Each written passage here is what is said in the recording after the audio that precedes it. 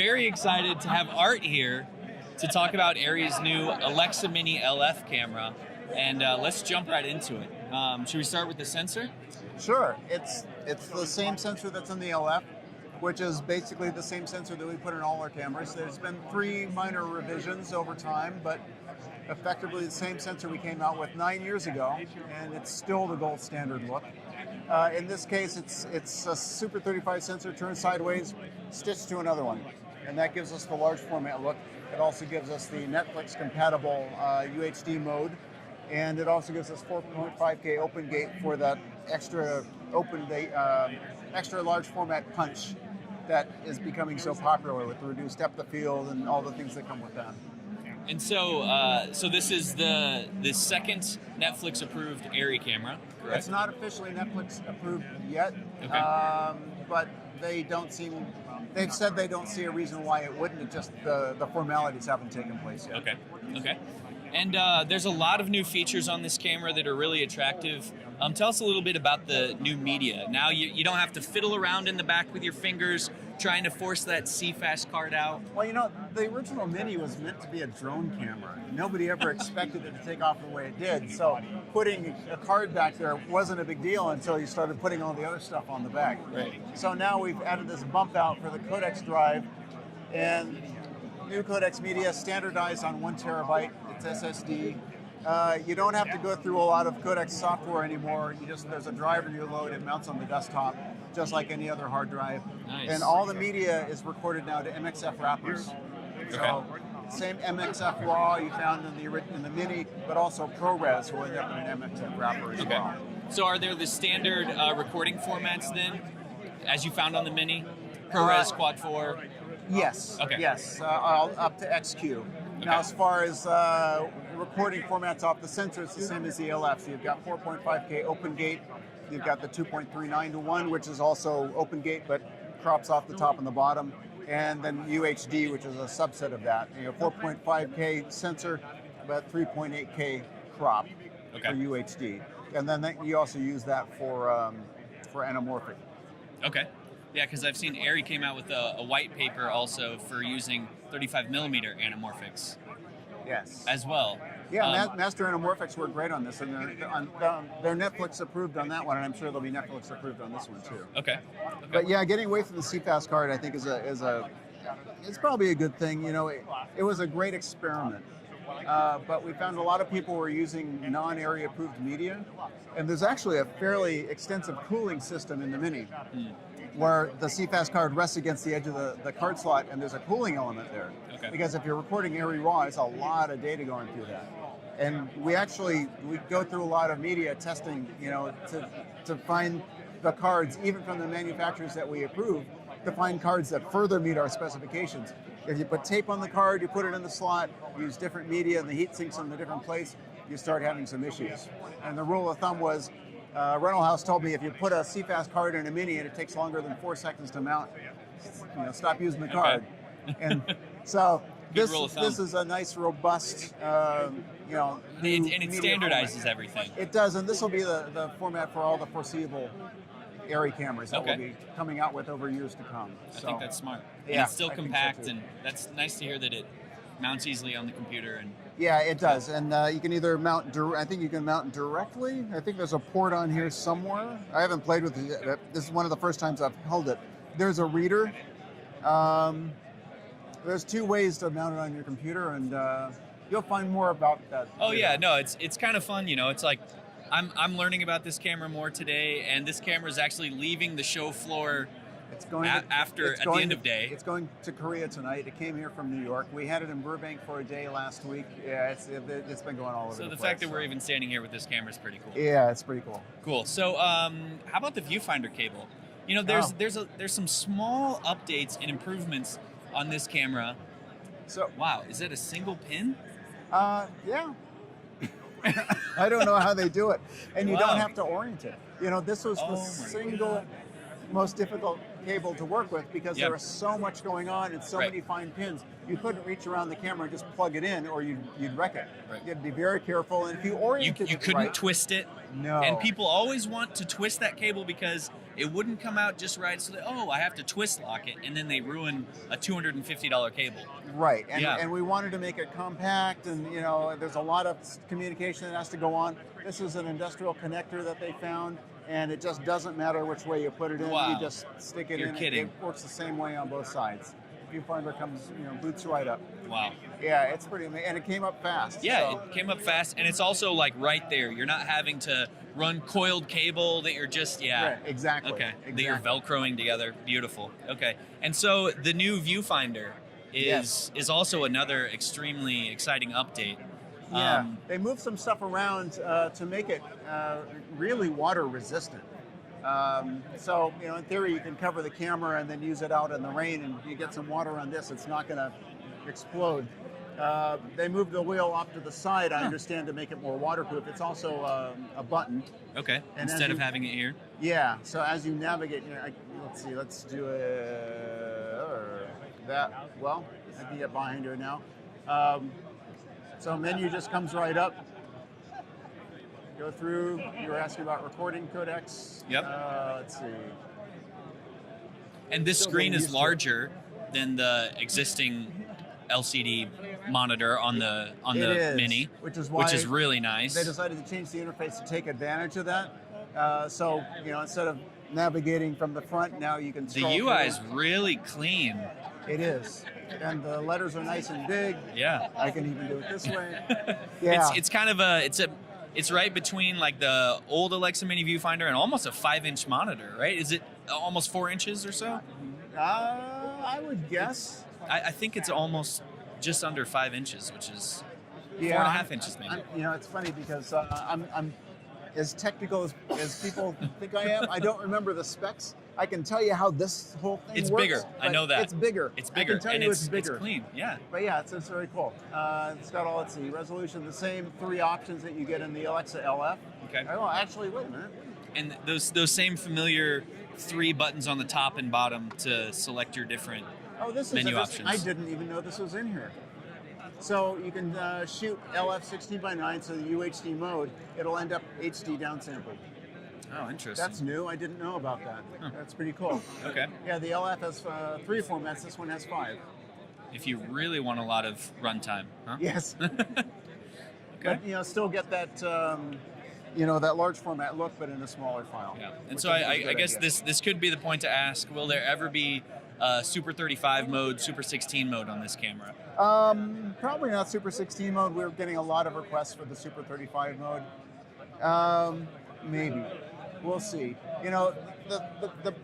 The strength of Arri and the problem we run into a lot is whenever you add something new to one of these cameras, the quality control is so intensive.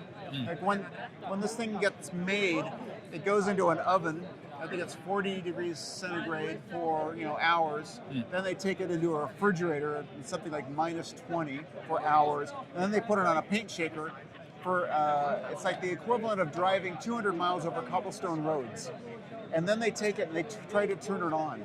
And if it turns on, then it moves on. If it doesn't, it goes and it gets fixed, and then it goes through the whole thing again. Wow. So that's the kind of stuff that we're dealing with here, Sure. and that's why adding even something that seems like it would be a fairly simple thing, the quality control that our German colleagues do is so intensive that it takes away from other products. Sure. So it would be nice, and I hear it a lot, and as a cinematographer, Right. sorry, I touched my mic. It's all right. I understand the value of that. Added I don't know, flexibility. I don't know if it's going to happen. Okay. Well, I hope it does. I All hope right. too, So honestly. moving on, they've added user buttons on the side, extra user buttons. Right. 4, 5, and 6, which is great. Right, and then additional function buttons. So basically, a shift key that gives you additional functionality. Is that the double tap? Yeah, exactly. Yeah, It's like which is nice for gimbal control and things like that. Yes. That's the hidden feature on the Alexa Mini that I like to share with people. It's like, oh, you're on a gimbal and you don't have your viewfinder, double tap function 1, and you get all these extra options. Right, you can get in and control anything at this level. Yep. I mean, you kind of have to memorize what you're doing, but you can access all Well, you this can really even see it quickly. on an external monitor. Right, you can It'll do that toggle as well. through. The idea was that you should be able to do this without a monitor. Yeah. You have to Format a card, or exactly, which can get scary if you see. But it's better with an external monitor. Yeah. And you know, you can also log in. That's one of the extra things we put on the camera. Is there used to be a Wi-Fi antenna over on the other side, Right. but since it was kind of embedded in here, you could the range wasn't as good as we would like. So we put a second Wi-Fi antenna on the other side. Okay. So the range is it's much more range and much more reliable. So now. do those replace the Teradek antenna style antennas that you used to screw on the back? No, there's Removable, still one over here. Okay. This is for the fizz control. So. Okay. For wireless follow focus. and Right, things. Okay. right. That's a separate So that's frequency in range addition. completely These are in different. addition to This that. is if you want to log into the camera with your phone or a laptop and control everything remotely. Cool. Okay. Very good. What else? Internal microphone. Yes. Well, that was something that I ran into a lot because I would shooting commercials and say, "Oh no, we're going to shoot all this MOS," and then on the day of the shoot, it's like, "Oh, we'd love to have a scratch track." Of course. Great. And there was a microphone input on this, but it was mic level only. So Yep. you know there was a lot of there were boxes hanging off and a Yep, shotgun a mic. lot of and all rigging. that other- yeah. Yep. So just putting in those little mics, it just makes sense. That's so handy. Yeah. It is. And now that we've got all these tools that will sync audio. If the sound guy's time code gets messed up, you can still go back and use the internal microphone to sync with the audio. Yep. That's beautiful. I love that. It's simple, but it affects every single camera build.